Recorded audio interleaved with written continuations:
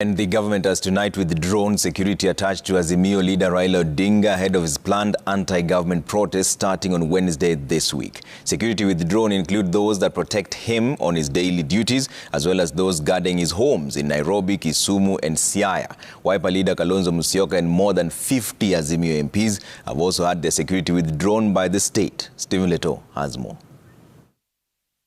More than 10 police officers assigned to Azimio leader Raila Odinga have been withdrawn as government intensifies its push to have the opposition call off the planned 3-day anti-government protests. The withdrawal of the security has also affected Odinga's homes in Nairobi, Kisumu and Siaya. For the better part of Monday, Odinga has operated with his private security.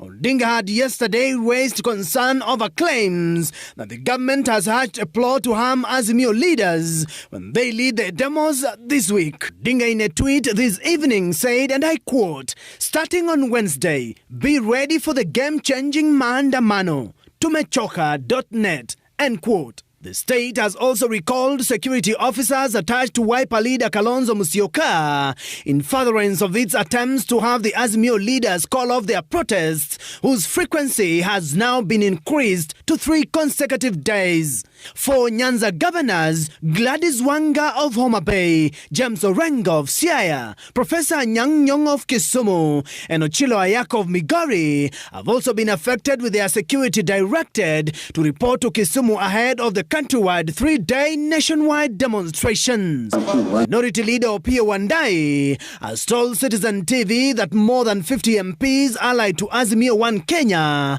have also had their security recalled and ordered to report to Parliament Police Station. Our security detail is withdrawn on no notice, and no one really gives you an explanation.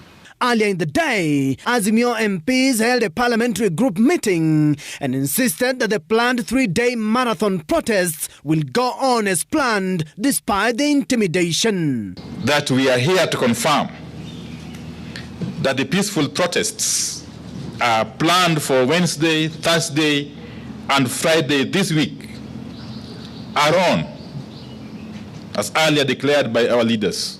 And that conversation will take place on Wednesday, on Thursday, and Friday.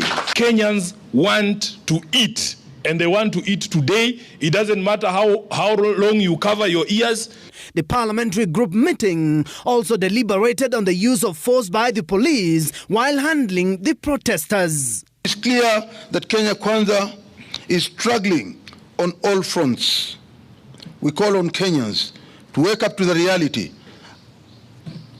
that we are on our own and we have to fight for ourselves. The United Nations has pronounced itself on the situation in the country, especially on the issue of police brutality and the killings that went on during the demonstration.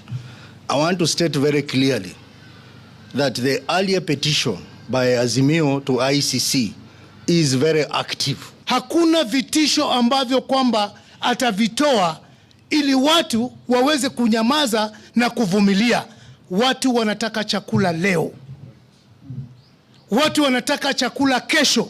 The Azimio leadership meets tomorrow for final planning of the Wednesday demos. Stephen Leto, Citizen TV.